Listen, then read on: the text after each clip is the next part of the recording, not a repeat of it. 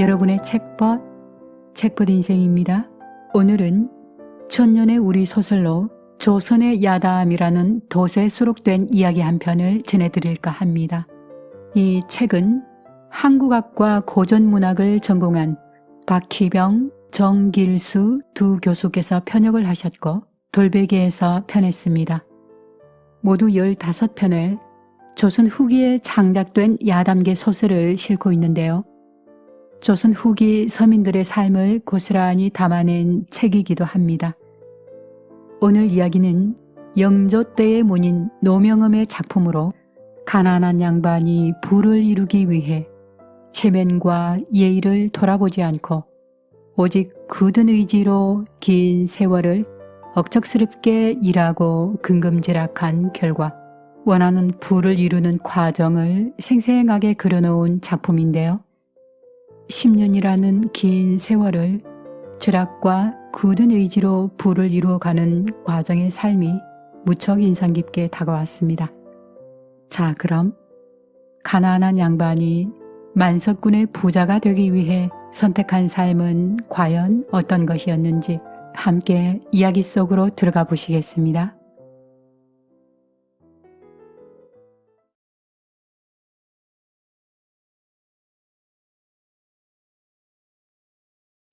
허씨 성을 가진 어질고 착한 사람이 경기도 여주에 살았다.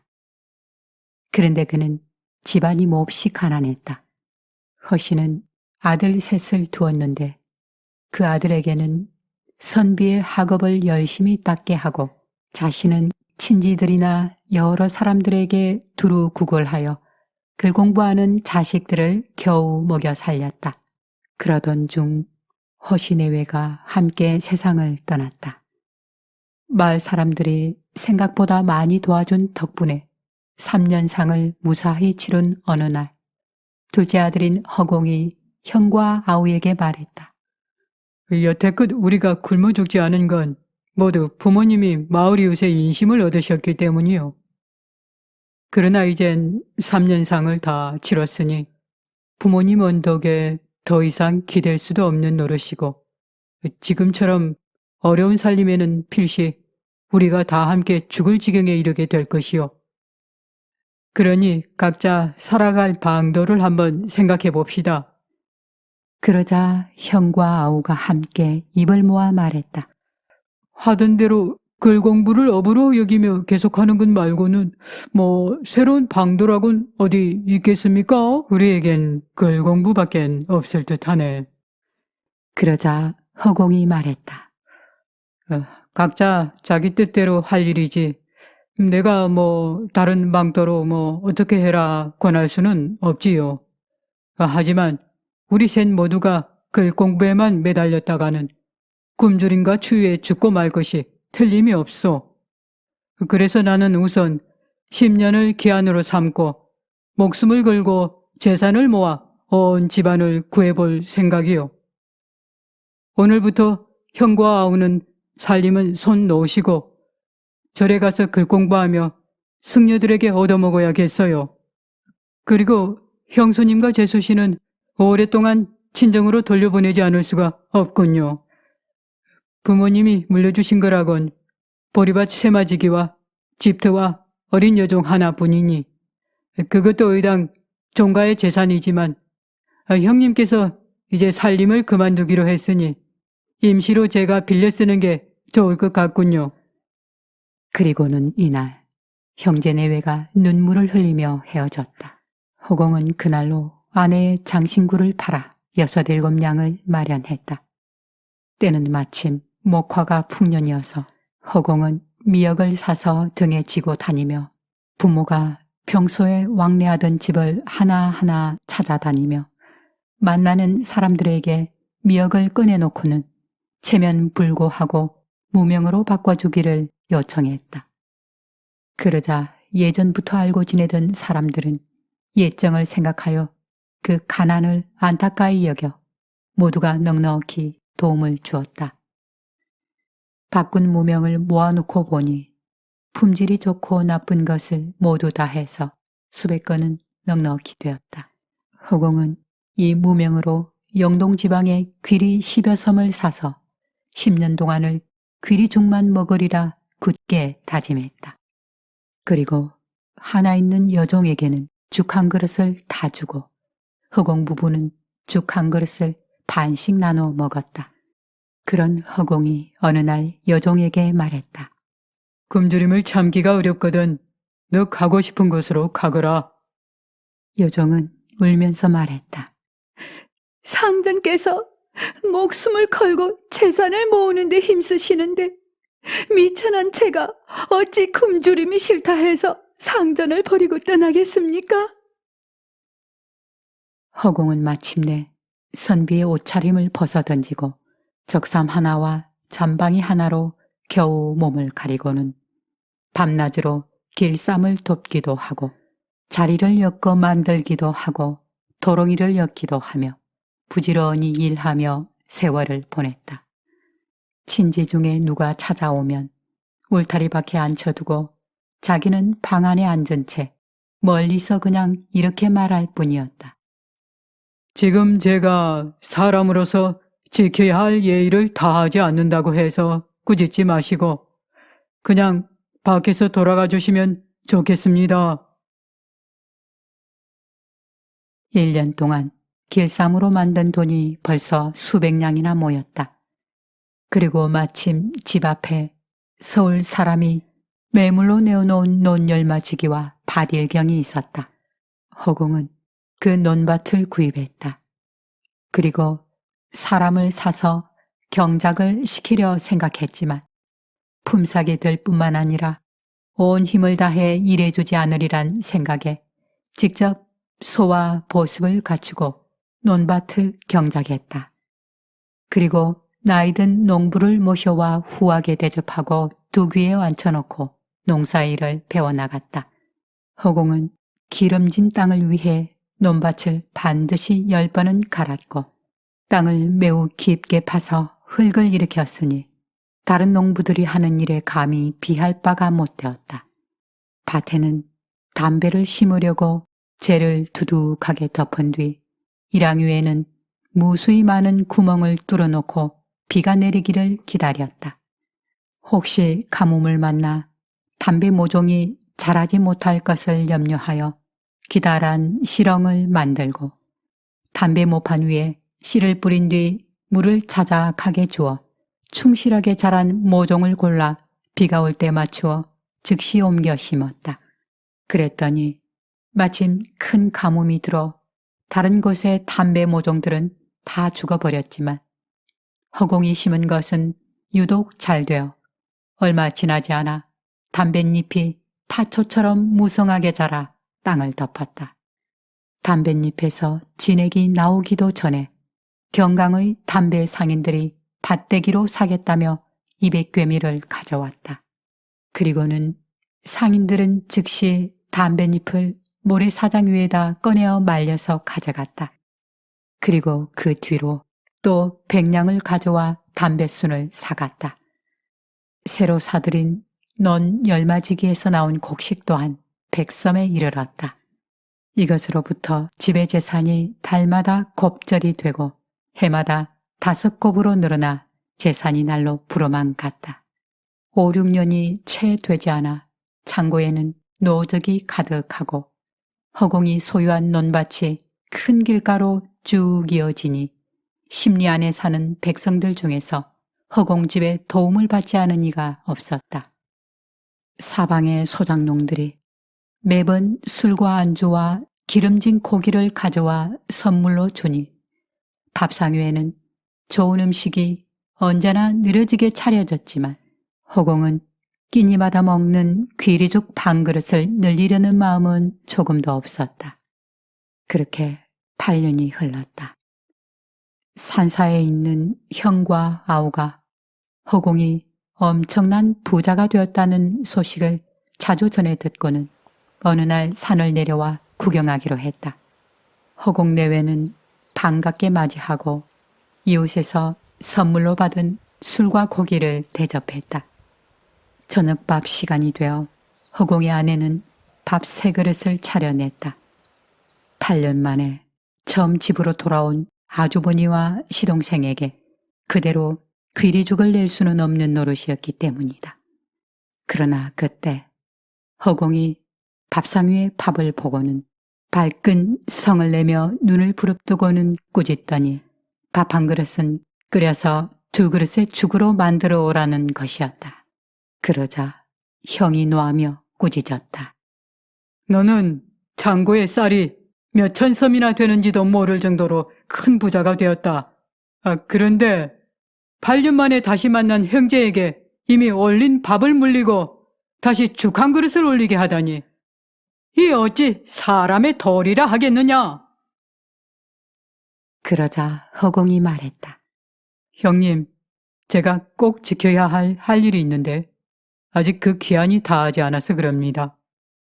형님이 아무리 화를 내신들 저는 틀 하나 꿈쩍 안 할 겁니다. 그리고는 형과 아우가 노여움을 품고 산으로 돌아갔다. 이듬해 형과 아우가 소과에 나란히 합격했다. 둘째인 허공은 육아에 드는 비용을 준비해서 직접 서울로 올라갔다가 함께 고향 집으로 돌아와 축하연을 베풀었다. 그 이튿날 허공은 광대들을 불러들여 말했다. 우리 형님과 아우가 집도 없이 산사에서 밥을 얻어먹었던 일을 너희들이 혹시 들었는지 모르겠다. 오늘 다시 산으로 들어가 글 공부를 해야 하니 너희들은 이제 더 이상 머무를 이유가 없다. 그러니 오늘부로 파하고 돌아가도록 하라. 그리고는 각각 100냥을 주어 돌려보내고 형과 아우에게는 다시 산사로 돌아가 대과 공부를 하도록 권했다. 어느덧 기약한 10년을 다 채우고 나니 허공은 엄연한 만석군 부자가 되어 있었다. 그는 틈틈이 몸소 시장에 가서 명주며 비단이며 모시며 삼배며 화려한 옷을 지을 옷감을 사다가 동네 가난한 안악들에게 바느질 값을 지불하고 삭바느질을 주어 의복을 만들게 하였으니 그 옷이 모두 몇 벌이나 드는지 모를 지경이었다. 이었고 섣달 20하룻날이 되자 허공은 산사에 있는 형과 아우에게 대략 이런 내용으로 편지를 보냈다. 제가 10년 동안 살림을 늘려보겠다는 기한이 다 찼습니다. 이미 마련한 재산이 우리 삼형제가 평생 먹고 입어도 다 쓰지 못할 정도로 풍족하니 오늘부터 변변찮은 음식 먹는 일이랑 그만두시고 온 가족이 모여 함께 행복을 누리며 삽시다. 허공은 화려한 안장을 얹은 준말을 함께 보내 두 형제를 맞이해왔다. 형수와 제수에게도 역시 같은 방법으로 맞이했다. 형과 아우, 형수와 제수가 즉시 집에 도착했다. 허공은 장막 2개를 마당에 치고 가죽함 6개를 가져와 2개의 장막 안팎에 각각 3개씩 두도록 하고 삼형제 내외 모두가 새로 지은 화려한 의복을 가죽함에서 꺼내 갈아입었다. 그리고 허공은 곧 하인에게 분부를 내려 말 3마리를 준비하게 하고는 형과 아우에게 말했다. 여기는 살만한 곳이 못 됩니다. 따로 갈 곳이 있습니다.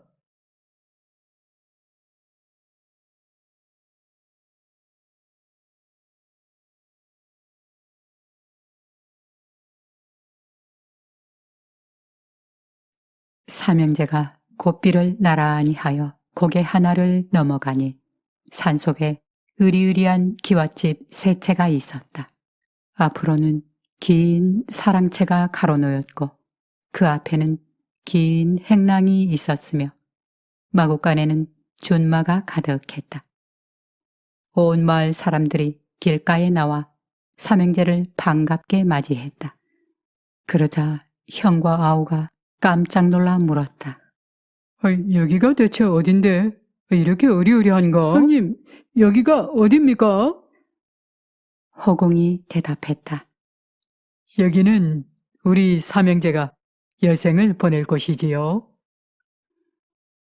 저택과 노비의 규모가 이처럼 으리으리한데 또한 본래의 집과는 불과 오리도 채 떨어지지 않았거늘 형과 아우가 전혀 모르고 있었으니 둘째인 허공이 얼마나 신중하고 은밀하게 진행했는지 알만했다.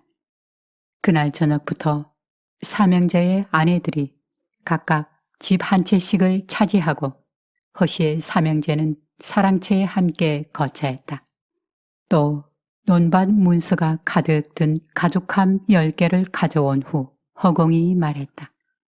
재산 분배는 누구도 더하고 덜함이 없이 삼형제가 똑같이 나누어야 마땅합니다. 다만 제 처는 거의 죽을 고생을 하며 우리 가산을 마련했습니다. 그러니 고생에 대한 상도 따라야 하니 땅을 별도로 떼어줘야겠습니다. 그리고는 15섬 나는 논을 따로 떼어 허공의 아내에게 주고 그 나머지 재산은 똑같이 나누었다. 그렇게 지내던 중 어느 한 밤중에 형제가 함께 자고 있는데 허공이 문득 일어나 통곡을 하는 것이었다. 그러자 형이 위로의 말을 했다. 너가 지금 누리는 건 어떤가는 벼슬아치와 다를 바가 없는데 무슨 부족함이 있어 이토록 슬퍼하는 게냐? 허공이 말했다. 부모님께서 우리 형제에게 당초 기대하신 것은 과거 급제였습니다. 형님과 아우는 비록 작은 성취이긴 하지만 그래도 부모님의 뜻은 이루었다고 할 수 있지요. 하지만 못난 저는 오로지 먹고 사는 일에만 매달려 공부를 내팽개친 지가 벌써 10여 년이 되고 보니 기억하는 글자가 하나도 없습니다. 다시 글 공부를 시작하려 해도 이미 기대하기는 어려운 일이니 활쏘기를 해서 무과에 급제하는 것이 하나의 길이 되지 않을까 합니다. 허공은 즉시 활터로 갔다. 그 뒤로 비가 오나 바람이 부나 날마다 쉬지 않고 굳은 결심 아래에 활쏘기 연습을 하였다. 그 결과 3년 만에 무과에 급제했다. 세상 사람들 모두가 허공에 빼어난 재주와 넓은 궁량이 있어 뛰어난 무장이라고 칭송했다. 허공이 처음 임명된 외직은 안악 군수였다. 임지로 막 떠나려는 즈음 그의 아내가 세상을 떠났다. 허공은 말했다. 나는 이미 부모님을 여인 처지라 벼슬로 부모님을 복양하는 일은 애당초 할 수 없었다. 그러나 다만 벼슬을 해서 내 아내를 영예롭게 할 생각이었거늘 이젠 아내가 이렇게 되고 말았으니 내 어찌 재산의 뜻을 두어 벼슬아치의 녹봉을 달가히 여기겠는가. 허공은 부임하지 않고 집에서 생을 마치게 되었다고 한다.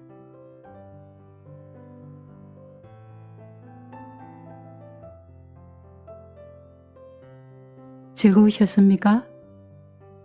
집안을 일으켜 세우기 위해 10년이란 세월을 죽 반 그릇으로 대신하고 또 친지가 찾아와도 하던 일에 몰두하기 위해 돌려보내는 것들에서 꿈을 이룰 수밖에 없는 주인공의 굳은 의지를 엿볼 수 있었습니다.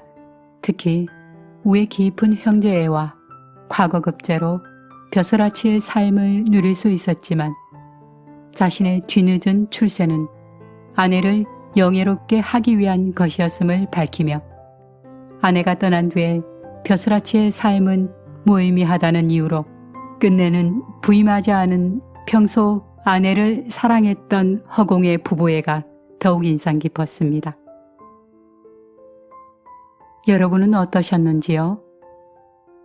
남은 시간도 행복한 시간 되세요.